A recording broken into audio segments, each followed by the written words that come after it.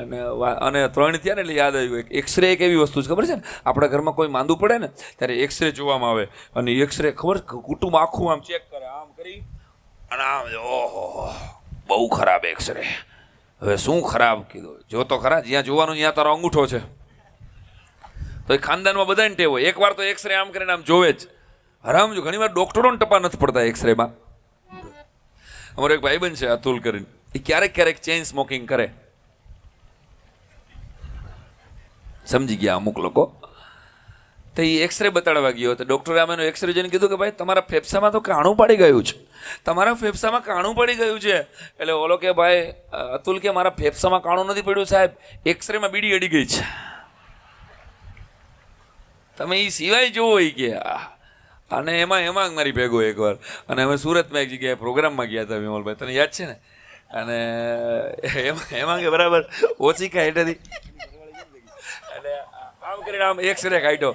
X ray કાઢીને ઓલો હજી હું કાંઈ યારે વાત કરું ન કરું ત્યાં હેમાંગે તરત જ એક્સરે જોઈને કે ઓહ સાયરામભાઈ બંને ફેફસા સડી ગયા છે, બંને ફેફસા ખલાસ. તો ઓલો બિચારો હૂતો તો આઈસીયુમાં, એ દર્દી કે હેમાંગભાઈ તમને ફેફસાનો એક્સરે લાગતો હોય છે, બાકી એક્સરે થાપાનો છે હોય કે મને કમળો થયો છે એ કે ભાઈ.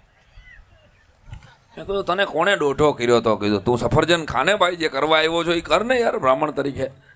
1 લાખ છે 51,000 બોલો આપણે કનુભાઈ મંગલદાસ પટેલ USA થી 51,000 લખાવે. આ લાઈવ છે અત્યારે ક્યાંય નથી ને? તો ઠીક, નગર કહી દો કે એટલે મારા જાગતા છે.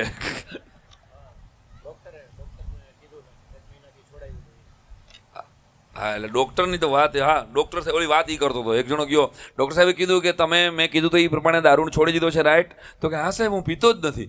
હવે એ કે તમે મને કીધું હતું ને કે ક્યારેક કોઈક આગ્રહ કરે ત્યારે જ પીવાનું, તો કે એ નિયમને તમે બરાબર ફોલો કરો છો? તો કે હા. તો કે સાથે ભાઈ કોણ છે? તો કે એને આગ્રહ કરવા ભેગો રાખ્યો છે, 10,000 રૂપિયા પગાર દઉં છું, એ આગ્રહ કરે એટલે પી લેવાનું મારે. આવા પીડ્યા આવા આવો આ હા પીને વાલે કો પીને કા બહાના ચાહીએ છે. એક જણો તો મરતી વખતે કે માતાજી નેક્સ્ટ ટાઈમ દાંત 2 જ આપજે પણ લીવર 32 આપજે.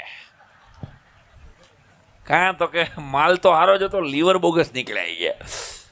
આને કેમ પોચવું બોલો લ્યો. હા એટલે ખરેખર 2 જણા ધોમ પી ગયા ને પીને આંબાના ઝાડમાં ચડી ગયા. 15 મિનિટ પછી એક જણો અડધેથી હેઠે પડ્યો, 10 મિનિટ હેઠે પડ્યો ને ઓલો ઉપરવાળો હેઠે ક્યાં પડ્યો? હેઠે પડ્યો કે હું પાકી ગયો.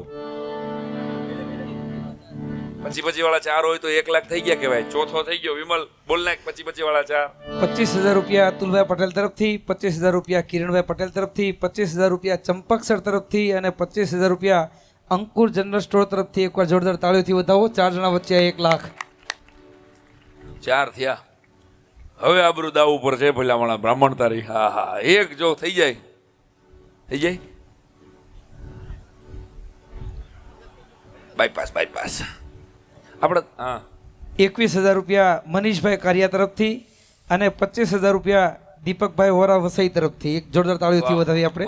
બધા આદરણીય છો મારા. એવું ન સમજતા કે 21,000 હું કેમ નથી બોલતો, પણ મારો ભાવ એ છે કે ભલા માણસ અહીંથી અમે ઊભા થાય અને ત્યારે 53 ગાયું માટેના 53 લાખ રૂપિયા જો વિરાર વસઈની ગૌશાળા માટે ખરીદે ને તો એ ગાવડિયુંનો આશીર્વાદ મારીને તમારી માથે વરસતો રહે. ભલા માણસ ઈ ગાય ભગવાન રામના જન્મમાં ભલા માણસ આપણે ભૂલી જાય છીએ. રામાયણ રાજા દિલીપ એને સંતાન નહોતું અને સુદક્ષિણા નામની એની પત્ની, અને સંતાન નહોતું.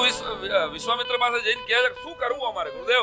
ત્યારે એમ કીધું કે તમે ગાયની સેવા કરો, અને નંદિની નામની ગાયની સેવા કરે છે. 21 દિવસ સુધી સાહેબ હવારના પોરમાં આ દેશની રાજરાણી રઘુકુળમાં જે દિલીપ જેનીમાં છે એ હવારના પોરમાં ચાંદલો કરે અને ગાય ચરાવવા માટે મહારાજા દિલીપ, રાજા ધીરાજ દિલીપ હવારના પોરમાં નીકળે અને કુંભોદર નામનો એક ગણ મોકલે મહાદેવભાઈ. ઇતિહાસની સાક્ષીએ વાત કરું જે ભૂલતા જાય છે વોટ્સઅપ જનરેશનમાં. આપણો ઇતિહાસ ભૂલી ગયા ને એટલે કઠણાએ બેઠા. મહાદેવ નક્કી કરે એક દિલીપની જરા કસોટી તો કરવી જ હોય ને, એટલે કુંભોદરને ઈશારો કર્યો. કુંભોદર નામનો ગણ સિંહનું ભલા માણસ રૂપ લઈ અને ગાયને મારવા માટે હામો બેહે અને નંદિનીનો આમ ગળામાં લગામ પકડીને રાસ પકડીને ઉભા હતા. અને દિલીપ રાજાએ કીધું કે સિંહ ખાવા માટે હજી તો એને ઝપટ બોલાવે. દિલીપ જોવે છે પોતે હજડ થઈ ગયા, એકદમ હલાય નહીં. અરર મારા હાથમાંથી તેજ ક્યાં વહી ગયું, તાકાત ક્યાં વહી ગઈ, મારો હાથ કેમ પાછળ જાતો નથી, આ ધનુષમાં જઈ ન હકે, તીર કેમ હલાવી નથી શકતો હું. અને ત્યારે બરાબર ઓલા આ સિંહે એમ કીધું કે હે રાજા તું હટી જા, તારી ગાય મને આપી દે, મને ભૂખ લાગી છે તો હું તને નહીં ખાવ. અને ત્યારે દિલીપે એમ કીધું કે મને ખાઈ જાઓ, મારી ગાયને છોડી દો. બાકી જ્યાં સુધી દિલીપ અહીં ઊભો છે ત્યાં સુધી મહારાજ હું રઘુકુળમાં જન્મો છું અને મારા કુળમાં ભલા માણસ હું જીવું છું ત્યાં સુધી ભલા માણસ આ તમે ગાયને ખાઈ નહીં શકો, ગાયને અડી નહીં શકાય, ગાયનું રૂવાડું એઠું ન થાય. અને ત્યારે બરાબર એક વાર બે વાર હું તને રાજપાટ આપી દઉં, દિલીપ તું કે તને સંતાન આપી દઉં, તું ગાયને આપી દે. તો કે આખી જિંદગી વાંજીઓ રહેવું પડે તો મંજૂર છે, પણ મારી હાજરીમાં જો ગાય મરી જાય તો ભલા માણસ મને હાથ દીકરા આવશે તો એનો હરખ નહીં રહે, મને ખાઈ જાવ. આ સંવાદ થાય અને એ સંવાદ પછી કેટલી પ્રલોભન આપ્યા પછી જ્યારે કુંભોદરને એમ થાય, મહાદેવને ઉપરથી એમ થાય કે હવે રાજા નહીં આપે ગાય, અને ત્યારે એની માથે એને આશીર્વાદ આપે કુંભોદર સિંહમાંથી ગણ બનીને એમ કે જાઓ મહારાજા દિલીપ તમને મહાદેવના આશીર્વાદ છે કે તમને તમારા કુળમાં એવા દીકરા જન્મશે કે જેના થકી આખો દેશની અંદર રામ રાજ્યની સ્થાપના થશે ભલા માણસ એ કુળમાં. એટલે આપણને જો ભગવાન રામ મળ્યા હોય તો એની પાછળ એક ગાયનો આશીર્વાદ છે દોસ્તો. રાઘવ જેવા રાઘવ આપણને મળ્યા હોય. છોટુભાઈ ભુલાભાઈ દેસાઈ વિરાર તરફથી 51,000 રૂપિયા તાલીઓના ગળગડાટથી વધાવો. 4.5 થઈ ગયો છો તો હવે જો એક 51 વાળો મળી જાય તો કામ થઈ જાય ભાઈ. હા, બે બ્રાહ્મણોનો ફેરો વિરાર સુધીનો સફળ થાય. 1 લાખ 51 હાલે. ગુજરાતી પરિવાર વસાઈ તરફથી 51,000 રૂપિયા. વિમલભાઈ બ્રાહ્મણના 5 પૂરા. બોલો રામા પીરની. એટલે રામા પીરને યાદ કર્યા હોય વિમલભાઈ તો આપણે ગાવું પડે. આદરણીય રાજનદાસ બાબુ બેઠા છે હે અને નકળંગ ઘણી ભલા માણસ.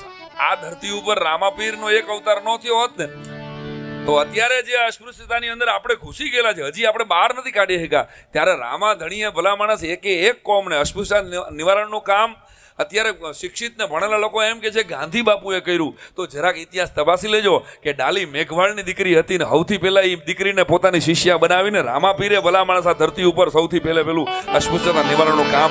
એક તાલી તો બનતી હે બોસ કે જેને ઈશ્વરી અવતાર તરીકે મને તમને જાગૃત કર્યા, મને તમને પાઠની સાથે પ્રસાદી સાથે ભેગા કર્યા કે એક પાઠમાં આવો. દરેક તમારી કોમ ગમે તે હોય એ ભૂલીને તમારી શ્રદ્ધા જ્યોત સાથે લગાવો. એવા રામાપીરને યાદ કરી અને વિમલભાઈ એક કડી આપણે ગાવી પડે. એ હેલો મારો સાંભળો ને રણુ જનાર